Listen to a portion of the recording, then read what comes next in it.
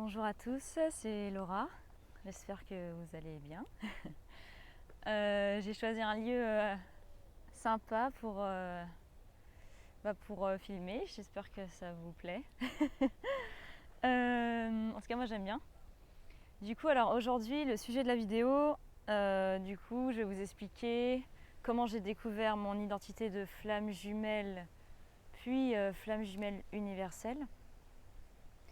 Pourquoi je me range dans cette case, le recul que j'ai par rapport à ça, que j'essaye d'avoir un maximum en tout cas. Ensuite, je vais vous expliquer dans un deuxième temps la validation de mon lien, l'invalidation plutôt de mon lien par un médium et la validation par contre du lien par mes guides. Voilà. C'est un peu compliqué dit comme ça, mais je vous rassure, ça va être compréhensible. Alors déjà, donc premièrement, comment j'ai... Alors je vais peut-être vous parler d'abord qu'est-ce qu'une flamme jumelle, universelle pour moi. Alors on va commencer comme ça. Donc pour moi, qu'est-ce qu'une flamme jumelle universelle? Alors, je trouve que la définition qui a été donnée par Fabien Marchand est très proche de ce que je vis moi, en tout cas, pour me définir en tant que flamme jumelle universelle. Alors selon lui, je vous invite à voir sa vidéo, j'ai encore mon petit carnet, je vous invite à voir sa vidéo numéro 11 qui s'appelle donc l'unicité 11, contrat karmique, flamme jumelle. Voilà, sur sa chaîne YouTube, je vous la mettrai, ne vous inquiétez pas, en barre d'information. Tout ce que je vous dis en référence, je les mets en barre d'information. Comme ça, si vous voulez aller voir, si vous voulez apprendre un peu plus sur tout ça. Donc lui, il dit, Fabien Marchand, que pour lui, il y a plusieurs types d'âmes jumelles. Donc pour lui, il y a les âmes jumelles, les flammes jumelles et les flammes jumelles universelles. Bon, les âmes jumelles, lui, il dit que bon, c'est plutôt... c'est pas forcément une histoire d'amour, ça peut rester en amitié. Enfin bref, ça, j'ai pas eu de message spécialement sur ça. Donc je vais pas trop m'étayer là-dessus. C'est plus flammes jumelles et flammes jumelles universelles. Donc... pour moi, je rejoins, on va dire, la définition donnée par Fabien Marchand. Pour lui, flamme jumelle, c'est la différence avec l'universel, c'est uniquement en fait la mission d'âme qui va être différente. Enfin, on va dire plutôt la matérialisation sur Terre de la mission d'âme. Parce qu'au fait, le socle commun des deux flammes jumelles, universelle et simple, on va dire, c'est que les deux vont être amenés à retrouver l'amour divin en eux et ensuite à le faire rayonner autour d'eux. Sauf que pour lui, la flamme jumelle simple, entre guillemets, on va dire, c'est qu'elle va rayonner cet amour divin dans une sphère plus restreinte que la flamme jumelle universelle. Donc pour lui, la flamme jumelle, entre guillemets, simple, va rayonner cet amour autour de lui. Donc ça peut être la sphère familiale, amicale, voire professionnelle aussi. Et il ne va pas forcément exercer du coup un métier en lien avec la thérapie, c'est-à-dire devenir thérapeute, aider les autres ou quoi. Il peut très bien rester, je sais pas, architecte, boulanger, ouvrier, postier, enfin j'en sais rien, mais il peut faire tous les métiers. Et ça va pas forcément être tourné vers l'aide aux autres, quoi. Pourtant, il va pouvoir rayonner quand même un amour divin. Donc ça, on va dire, c'est la flamme jumelle simple. Alors, j'aime pas trop dire ça, mais la flamme jumelle. Et la flamme jumelle universelle, il dit que, alors, soit elle va avoir uniquement une mission de soin pour les autres. Donc ça peut être médium, énergéticien, psychothérapeute, enfin sophrologue, j'en sais rien, un truc comme ça. Donc soit une seule mission ou soit deux missions qu'il va devoir incarner. Donc l'aide à autrui, ce que je viens de dire, plus une mission en lien avec la grille énergétique planétaire et les points qu'on appelle d'acupuncture planétaire. C'est-à-dire se rendre sur des lieux sacrés, activer. Alors je peux pas trop vous en parler pour l'instant parce que j'ai des messages là-dessus, mais je suis encore en train de découvrir et d'essayer de comprendre. Voilà. De toute façon, j'en parlerai plus dans la découverte de ma mission d'âme et comment je l'entrevois aujourd'hui. Je vous parlerai un peu des messages que je reçois par rapport au... Donc on peut recevoir des messages par rapport aux pyramides, ce que j'ai. Voilà, enfin, on va dire tout ce qui est les points. Moi je suis très nulle en géographie. Ils n'ont pas choisi la bonne personne. Je suis très nulle en géographie et pourtant j'ai une mission en lien avec ça. Et du coup, ce qui est pas mal, c'est que j'ai une sorte de naïveté là-dessus, entre guillemets, dans le sens où il y a des points qui me montrent où j'y connais pas du tout. Et voilà, et ça peut se trouver, enfin souvent ça se trouve aligné avec d'autres points. Enfin bref, ça j'en parlerai vraiment plus dans dans ma vidéo sur la mission d'âme. Mais voilà, en gros, on peut avoir qu'une seule mission, ou alors les deux en même temps pour les flammes jumelles universelles. Moi personnellement, j'ai les deux en même temps, c'est-à-dire que ça me met en joie tout simplement de faire les deux. Voilà, je suis un peu habillée en Indiana Jones aujourd'hui. Voilà, le côté un peu aventurier, etc. Ça m'anime vraiment. Bon, ça voilà, encore une fois, ça sera dans la vidéo Mission d'âme. Donc voilà pour moi la différence entre les deux. Donc je rejoins complètement Fabien Marchand là-dessus. Et je vous conseille aussi son livre qui a été vraiment, j'ai adoré. Il s'appelle Flammes jumelles de la gémilité à l'unicité. Voilà, qui est vraiment il est très épais. Vous avez de quoi lire là-dessus.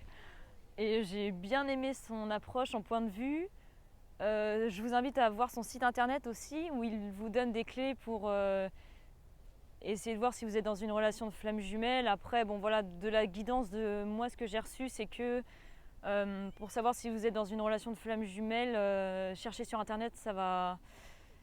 Comment dire, ça peut vous aiguiller, mais c'est pas ça qui va vous dire d'une vérité absolue à 1000 milliards de pourcents que oui, vous êtes bien dans une relation de flamme jumelle. Le doute subsistera quoi qu'il en soit, je pense, à mon sens. Donc voilà. Qu'est-ce que je peux vous dire d'autre? Oui, donc son site internet, je vous le conseille, où il donne justement des signes. Donc je crois qu'il en donne 13, je crois, et 7 signes complémentaires, un truc comme ça. Voilà, il met des articles aussi sur ses recherches sur l'Atlantide, parce que moi aussi j'ai une mission de recherche de l'Atlantide. Voilà son point de vue. Alors je suis pas totalement d'accord avec avec sa conclusion, etc. Mais je trouve ça passionnant. Je le remercie grandement pour ses recherches et son travail, parce qu'il m'a beaucoup aidé aussi sur mon parcours. Alors au début j'étais pas prête à... Au début j'ai regardé un peu ses vidéos, mais il est un peu voilà, il est très carré, etc. Donc au début il peut faire un peu peur. Voilà, mais à un moment donné j'ai été prête et j'ai pu regarder toutes ses vidéos. Et franchement ça m'a vraiment aidé. Et pour vous dire à quel point ça m'a aidé, c'est qu'à partir d'une de ses vidéos ou de ses vidéos sur le runner, je crois qu'il avait appelé ça le faux self du runner ou quoi, j'ai pu décrire l'enfance de mon autre sans même qu'il m'en ait jamais parlé. Et je lui ai décrit, donc je lui ai dit, si c'est vrai, enfin si ce que je te dis ça te parle, tu me dis, sinon c'est que voilà, c'est pas ça. Donc je lui ai dit selon moi comment était son enfance. Et ça lui a parlé, il m'a dit que tout était très très juste, très très, ouais, très, enfin il lui-même était étonné, je le sentais dans sa voix. Mais voilà, tout était très juste. Donc pour dire que quand même il a fait une analyse très poussée sur les flammes jumelles. Il est beaucoup critiqué, je pense, parce que ça en rend un peu le côté rigide qui peut laisser paraître, mais bon, voilà, il a fait un travail immense, je pense qu'il faut le remercier pour ça, quoi. Et puis chacun a son point de vue, chacun apporte des éléments différents. Et après, voilà, il y a des choses qui nous parlent, des choses qui nous parlent moins, et ça nous fait travailler le discernement, quoi. C'est compliqué à travailler le discernement, mais je pense qu'on est obligé de passer par là quand on est sur ce parcours. Et sur un parcours d'éveil de conscience, même en dehors des flammes jumelles. Donc voilà. Voilà. Ouais, donc en gros, oui, la flamme jumelle universelle va vraiment agir au niveau planétaire. Voilà, ça ne va pas du tout s'arrêter autour de son cercle familial ou amical, ça va vraiment agir à une échelle planétaire. Voilà. Donc, voilà. Alors ensuite, deuxième point, alors comment j'ai découvert que j'étais flamme jumelle universelle? Donc pourquoi en gros je me range dans cette case aujourd'hui? Alors, attendez parce que ça remonte. Hein. Alors déjà, bon, avant de me dire que j'étais flamme jumelle universelle, déjà comment j'ai découvert que j'étais flamme jumelle? Donc alors à l'époque, donc moi la reconnexion avec mon autre, elle a eu lieu en 2018, en mi-fin 2018. Je crois que j'ai découvert, enfin oui, j'ai vu ou découvert que ça me parlait ce parcours-là 1 an et demi, je crois, après la reconnexion. En fait, je regardais des guidances, vous savez, les tirages de cartes là, que je regarde plus du tout maintenant. Les tirages de cartes. Et en fait, la personne, comment dire, elle séparait les guidances pour les flammes jumelles, les âmes sœurs et les relations karmiques. Et moi, à l'époque, je me plaçais, enfin, j'y connaissais rien, je me plaçais dans relations karmiques. Je me suis dit, ouais, c'est le bordel, c'est relations karmiques, quoi. Voilà. Et, et puis un jour, je sais pas, ça m'est venu comme ça, je me suis dit, ouais, c'est bizarre quand même. Je voyais que au niveau de notre année, enfin, nos dates de naissance, tout ça, on était du même signe astrologique Gémeaux. Et j'avais vu au fait que Gémeaux, le nom latin de Gémeaux, c'était jumeaux au fait. C'était enfin, le signe astrologique, il est basé sur les deux jumeaux, je sais plus comment ils s'appellent. Et j'ai vu qu'on avait aussi 9 jours d'écart, 9 ans d'écart. Bon, j'ai trouvé ça un peu bizarre. J'ai vu qu'on avait le même chemin de vie en... Ça c'est un peu plus tard, je crois que j'ai découvert. On avait le même numéro de chemin de vie. Donc le chemin de vie, pour le calculer, vous prenez votre... genre je sais pas, vous êtes né le 13 juillet 2002. Vous faites 1 plus 3, plus 0 plus 7, plus 2 plus 0 plus 0 plus 2. Donc là vous allez atteindre un nombre, normalement. Et après vous le réduisez en chiffres. Donc si vous tombez sur le numéro, je sais pas, je dis n'importe quoi, hein, je peux faire le calcul. Mais si vous tombez sur le numéro, je sais pas, 33, vous tombez sur du coup le numéro de chemin de vie 6. Parce que 3 plus 3, 6. Voilà. Et moi du coup j'ai exactement le même nombre de chemins de vie, même pas le numéro, le chiffre, le nombre. Bon, je me suis dit, ouais, j'avoue c'est quand même un peu bizarre. Et pour voir si c'était bizarre, mon côté cartésien, yang, j'ai regardé avec mes amis, les membres de ma famille pour voir si voilà, c'était quelque chose de récurrent. Mais au fait non, il n'y a qu'avec lui qu'il y a eu un truc bizarre comme ça, bref. Et donc après je suis tombée sur un site qui parlait des flammes jumelles. Et moi je pensais qu'en fait les flammes jumelles, à l'époque, genre c'était une relation d'amour parfaitement fluide, qu'il n'y avait aucun... Enfin, qu'on n'avait pas traversé tout ce parcours, en gros que les gens ils se rencontraient et c'est un truc de dingue et voilà et qui en gros ils allaient, ça je savais à peu près qu'ils allaient rayonner l'amour divin sur terre et que c'était incroyable, mais genre comme ça je pensais quoi. Et du coup quand j'ai lu au fait, ça m'a vraiment choquée quoi. Je me suis dit mais c'est incroyable que des gens vivent la même chose que moi. Je dis mais c'est pas possible, comment ils savent que je vive ça, enfin je suis en mode putain je suis espionnée ou quoi. Je me suis dit c'est pas possible, enfin voilà quoi, ça me paraissait ouf. Et voilà, après j'ai regardé des vidéos et ça me parlait, etc. Là.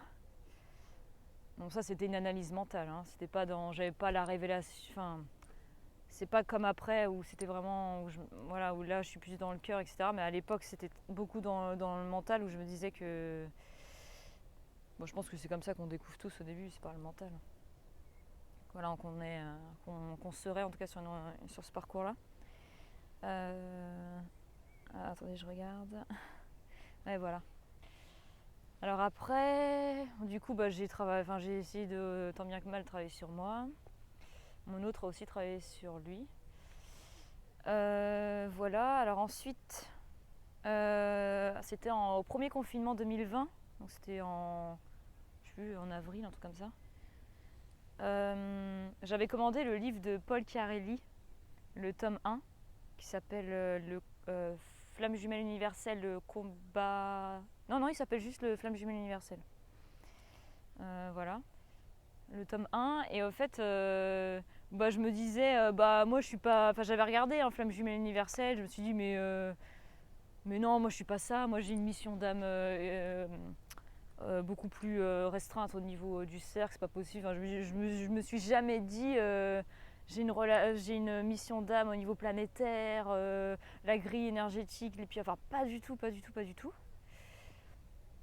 Pas du tout. Donc moi je me disais ah bah ça va, je suis pas flamme jumelle universelle, parce que pour moi flamme jumelle universelle c'est encore plus dur que flamme jumelle. Du coup je me disais ah heureusement je suis pas flamme jumelle universelle, ça va, je vais peut-être y arriver plus facilement ou quoi, je me disais ça. Et j'avais commandé le livre de Paul Carelli parce que j'adore Paul Carelli. Et puis je me suis dit bon de toute façon voilà, je veux voir quand même ce que c'est une flamme jumelle, même s'il parle de l'universel, tout ça. Et du coup j'ai commandé le livre et il est jamais arrivé. Enfin, c'est-à-dire que je l'avais commandé et je crois que c'était sur la Fnac et il m'avait dit on l'a plus en stock, alors qu'au fait il l'avait en stock quand j'avais commandé, enfin bref. Et du coup j'avais pas pu l'avoir. Et je me suis dit bon bah à l'époque je savais déjà qu'il n'y avait pas de hasard. Et je me suis dit si je l'ai pas reçu c'est qu'il y a sûrement, je devais pas le recevoir en fait à ce moment-là en tout cas. Du coup j'ai commandé le livre de Fabien Marchand, donc de la gémilité à l'unicité, qui est vraiment génial, j'ai adoré. Je me rappelle je le lisais sur la pelouse dans le jardin pendant le confinement là. Voilà, c'était trop bien. Enfin, moi j'ai bien aimé le premier confinement. Voilà. J'ai beaucoup travaillé sur moi. Et donc voilà. Ensuite, qu'est-ce qui s'est passé ? Ah oui, ça aussi je voulais préciser. À l'époque, je pensais au fait que les gens qui établissaient genre une distinction entre les flammes jumelles et les flammes jumelles universelles, c'était des gens qui avaient la grosse tête. En fait, je me disais ouais, mais les gens qui se disent flamme jumelle universelle, en fait, ils se croient au-dessus, quoi. Mais en gros, pour moi, c'était pareil. En fait, à un moment donné, je me suis dit, ouais, mais c'est pareil. Je pense qu'il n'y a pas de distinction, c'est pas possible, tout ça. Donc voilà, ça c'était à l'époque. Donc après, bah, le temps, il a passé, j'ai travaillé sur moi, là, là, là, là, là. Ensuite, j'ai voulu consulter un médium pour confirmer le lien. Oh là là, grave erreur, non je rigole. Non je rigole. Donc j'ai voulu confirmer le lien par une personne extérieure de moi. Vous allez comprendre pourquoi je rigole. Donc en fait je voulais prendre un rendez-vous avec David Sabat.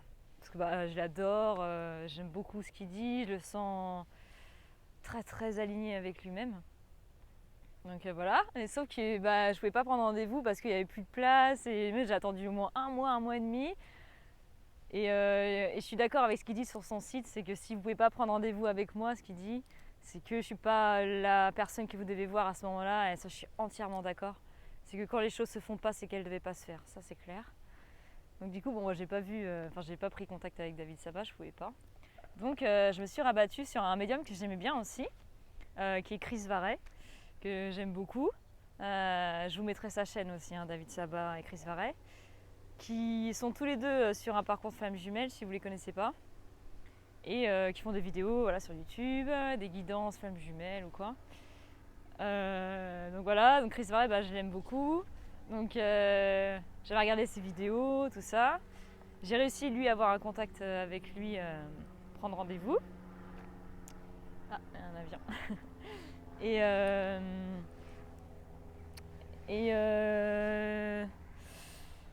Donc voilà. Et alors, comment ça s'est passé ? Alors bah, je lui ai demandé si j'étais sur ce parcours-là avec mon autre. Et lui, il m'a dit, au fait, moi, je voulais juste au fait, une guidance, c'est-à-dire que je ne veux pas avoir l'avenir. Parce que j'estime que ça restreint notre pouvoir créateur. Donc moi, je veux juste avoir une guidance sur le moment présent pour agir sur le moment présent, pour pouvoir éventuellement voilà, avancer vers le futur. Mais je ne veux pas qu'on me dise, bonjour, vous allez mourir.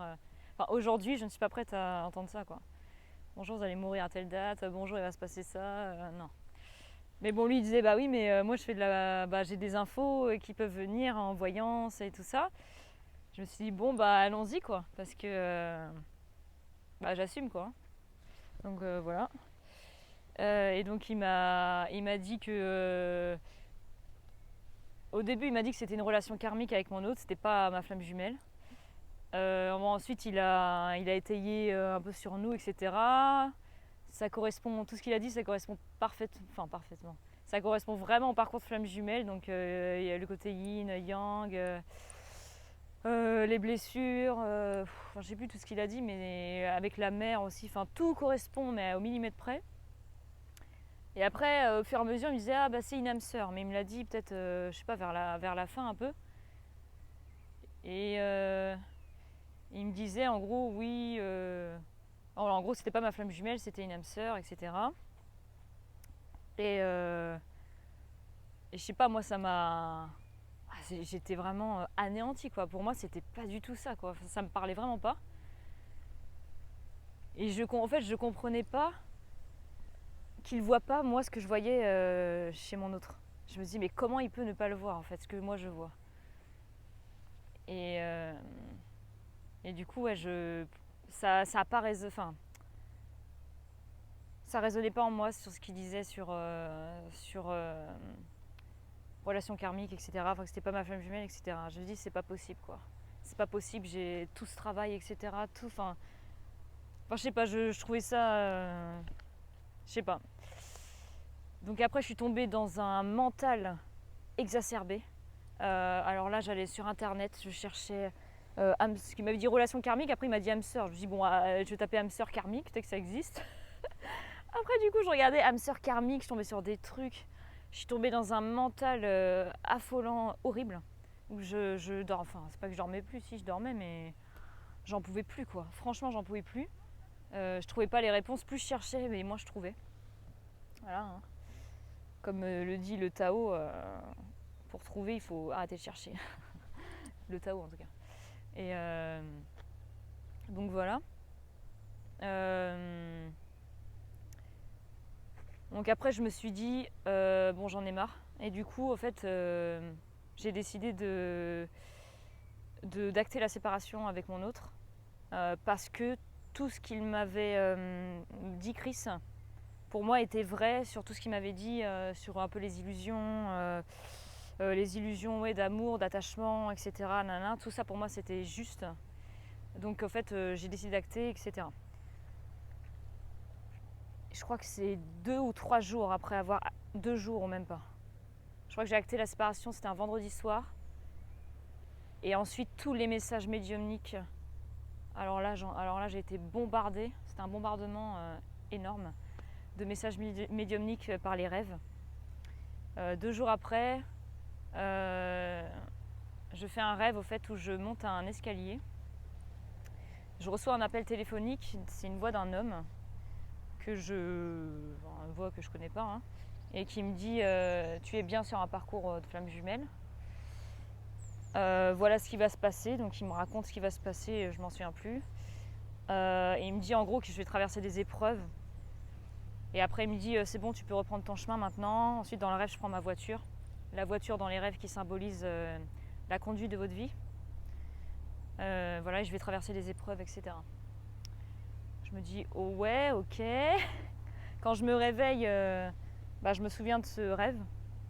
Et je me dis mais c'est pas possible, qu'est-ce qui se passe, etc.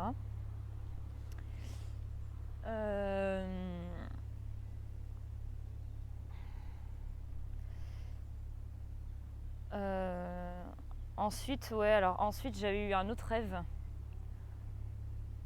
où en fait j'ai demandé, je ferai une vidéo spécialement sur les rêves pour vous expliquer comment vous pouvez les utiliser pour avancer dans votre lien, pour avancer dans votre éveil de conscience, pour guérir des blessures, pour prendre contact avec vos guides.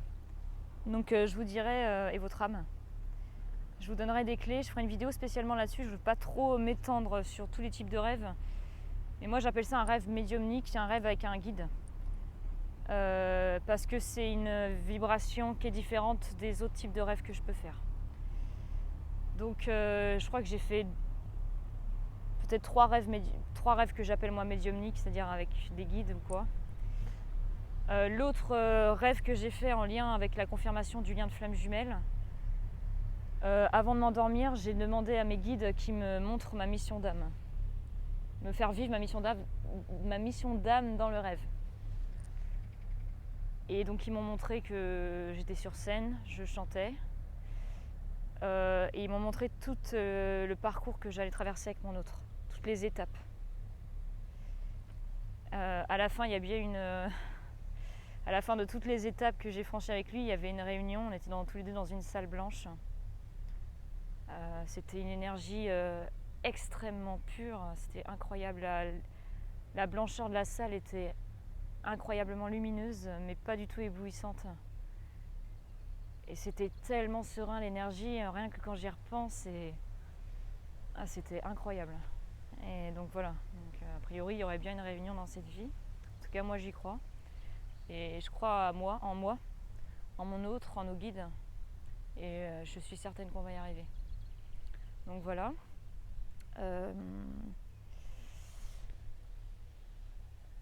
Oui, donc dans ce rêve-là, à la fin, j'ai eu encore un contact avec mes guides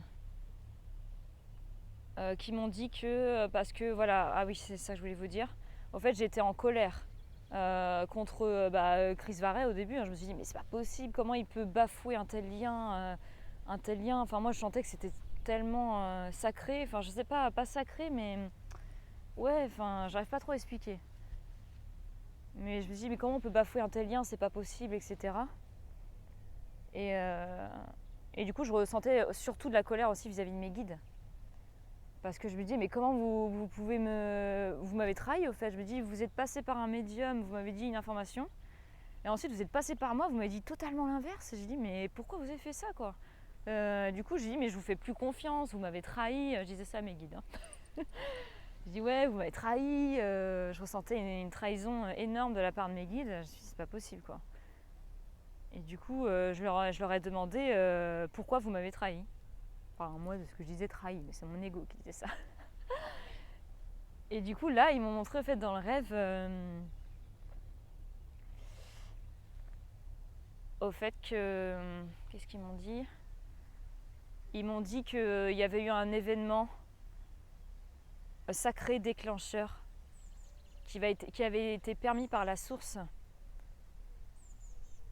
pour faire avancer le lien avec mon autre et faire accélérer le lien. Alors quand je dis accélérer, c'est entre guillemets, hein, parce qu'au fait, quand je reçois ces messages médiumniques à travers les rêves, c'est une information télépathique qui me vient. Donc ensuite, moi, je le retranscris en... Comment dire ? C'est une vibration, une énergie, quoi. C'est télépathique. Donc moi, je suis obligée de mettre des mots dessus. Mais quand je dis accélérer, c'est une part d'ego de moi qui va dire ça. Parce que accélérer, c'est pas vraiment ce terme-là qu'ils auraient utilisé, mais... je sais pas comment dire, c'est plutôt avancer plus vite. Ouais, un peu avancer plus vite dans le lien, mais sans la notion de pression du temps. Enfin, c'est pas une notion qui existe un peu sur Terre, j'ai l'impression que c'est... Nous, quand on dit accélérer, il y a une notion de pression, comme si on devait aller vite. Alors que c'est plus avancer dans le lien... Ouais, mais si, en fait, on dirait accélérer en termes humains, on va dire, mais... Voilà, enfin, bref. Et du coup, ils m'ont dit que ouais, voilà, c'est pour avancer dans le lien, accélérer le lien. Et ils m'ont montré un vernis rose, en fait, que je mettais sur les ongles de mon autre et de mes ongles à moi. Et j'ai regardé la signification du vernis, ça représente les illusions, les masques qu'on se met. Et que je mettais par rapport à mon autre, en fait, je me voilais la face. Où j'essaie de me dire, oui, mais il m'aime, il a des sentiments. Alors, c'est pas totalement faux, mais oui, mais comment dire, il était encore très bloqué, au fait, dans le cœur. Donc, quelque part, c'était... J'essayais de me voiler la face en me disant mais non, il va se débloquer, allez, il faut que je continue. Alors que moi, j'étais pas vraiment heureuse, quoi. Enfin, j'étais pas trop épanouie parce que je voulais que ça avance plus vite, justement. Je voulais qu'il me dévoile ses sentiments et tout ça.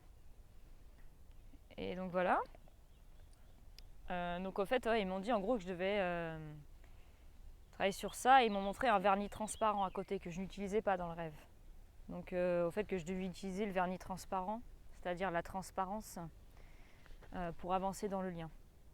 Et ils m'ont donné plein d'autres clés, mais ça j'en parlerai justement dans d'autres vidéos, quoi, sur les rêves ou quoi, pour parler des clés qu'ils m'ont données pour justement débloquer la situation avec mon autre. Et ils me ressentent toujours vers moi, hein, évidemment. Il ne dit jamais il faut que j'agisse sur l'autre, hein, jamais, jamais. C'est toujours un recentrage sur soi pour faire avancer le lien, justement. Donc voilà. Donc voilà, et ensuite toutes mes capacités extrasensorielles ont commencé à se développer. Donc les rêves médiumniques, ensuite ça a été des flashs visuels, voilà. Ça j'en parlerai dans d'autres vidéos, mais voilà, maintenant je fais des rêves prémonitoires aussi, de clairvoyance, tout ça. Donc voilà, moi je trouve que j'ai beaucoup de chance d'avoir eu mes guides qui sont venus à ma rescousse. Parce qu'ils m'aident énormément à me préparer à des événements difficiles qui vont arriver. Ils me préviennent quand il y a des épreuves, ils appellent ça des examens un peu, ça me fait rire. Des épreuves, examens à passer. Voilà, ils m'annoncent tout ce qui était séparation, etc. Je l'avais déjà vu. Je l'avais déjà noté, tout ça. Mais ça, j'en parlerai. Voilà, je ferai des vidéos de toute façon spécialement aussi pour la séparation, tout ça. Donc j'ai beaucoup de chance en tout cas pour ça. Et après, évidemment, j'ai douté, c'est-à-dire que le doute, il fera partie, je pense, tout au long de votre parcours jusqu'à la fin. Je ferai une vidéo, je pense, spécialement sur le doute pour vous aider à travailler avec le doute. C'est-à-dire que le doute va être un allié pour vous si vous décidez que c'est un allié et que vous lui laissez sa juste place. Il ne faut pas qu'il prenne le dessus sur la confiance en vous. Mais je ferai une vidéo pour vous dire comment travailler avec le doute et comment il peut devenir un allié pour vous. Avec le doute, de toute façon, c'est comme ça. On est des êtres humains incarnés, donc forcément, moi j'ai beau avoir mes guides, je vérifie même des choses de manière très concrète, mais j'essaie toujours d'avoir du recul sur ça, de garder un maximum les pieds sur terre et de me dire que tout ça, de toute façon, c'est des futurs possibles réalisables si je fais le travail nécessaire. Et voilà. Mais je ne vais pas trop m'étayer sur le doute parce que je ferai une vidéo spécialement là-dessus. Donc mais moi ça m'a fait beaucoup. Ça a mis une claque, ce que m'a dit Chris Varès. En fait, je faisais plus confiance à Chris Varès qu'à moi-même. Je lui donnais mon entier pouvoir en fait. Où je me disais mais lui il a raison, comment moi je peux avoir raison, c'est pas possible, lui il est médium, il sait très bien ce qu'il fait, il est sur un parcours de flamme jumelle. Voilà, pour moi, même encore aujourd'hui, je dois encore travailler sur la confiance en moi parce que je me dis mais comment moi je peux savoir Enfin bref, mais ça c'est quelque chose qui se travaille avec le temps. Et voilà. Et également, pour finir, un de mes rêves, pareil, quand ils m'ont parlé du parcours de flamme jumelle, pour le mien, ils m'ont dit que ce que je vivais avec mon hôte, c'était une expérience précurseur. Encore une fois, c'est des mots que je mets sur une information télépathique que j'ai reçue en rêve. C'est pas... je sais pas trop comment dire, mais parfois dans les rêves, je peux avoir des conversations où je me souviens des mots tels qu'ils ont été dits dans les rêves. Là, c'est pas le cas, en fait. Quand les guides interviennent... c'est vraiment des messages télépathiques qui sont envoyés. Il n'y a pas de mots, pour moi, qui sont mis dessus en tout cas. C'est uniquement une information. Donc non matérialisée par des mots. Et donc il m'avait dit, oui, ce que je vivais, c'était une expérience précurseur dans les couples sacrés. Enfin voilà. Et qu'il y avait d'autres personnes qui vivaient ça. Et donc c'est là où après je me suis dit que ça pouvait être intéressant justement de partager ça avec vous. Parce que je me dis, s'il y a d'autres personnes qui vivent ça, imaginons ils n'ont pas de contact avec les guides ou quoi, c'est compliqué. Et je me dis que s'ils peuvent se retrouver peut-être dans ce que j'ai vécu, ou s'ils se pensent si des personnes parmi vous se pensent flamme jumelle universelle et sont un peu perdus, peut-être qu'on peut s'entraider, ça peut être intéressant. Voilà. Et ils m'ont montré aussi qu'il y avait des personnes qui allaient vouloir me convaincre que j'étais pas sur ce parcours, soit par jalousie, ou tout simplement un peu des forces sombres, un peu, j'ai vu. Voilà, donc qu'on allait voilà, tout faire aussi pour me faire travailler la foi, le discernement, la confiance en moi, la confiance en l'autre, la confiance dans ce lien.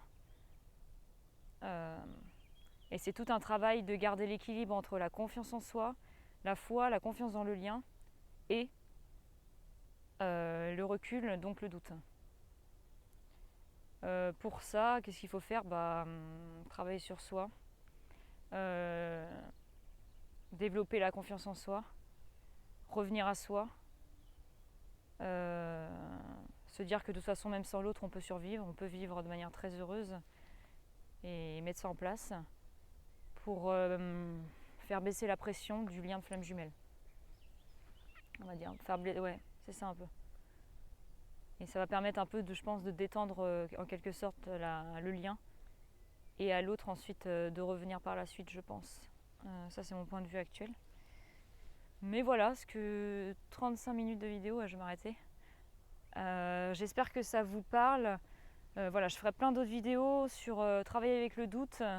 Si vous posez la question, est-ce que je suis sur un parcours de flamme jumelle, je vous dirai comment travailler avec cette question-là, comment moi j'ai eu un déclic. Comment j'ai pu me libérer de cette obsession de vouloir à tout prix savoir si c'était ma flamme jumelle. Comment j'ai pu me libérer de ça et me libérer d'un poids phénoménal. Voilà, moi ça a été très rapide quand même pour me libérer de ça. Et je pense que les énergies actuelles nous aident vraiment beaucoup à avancer plus vite.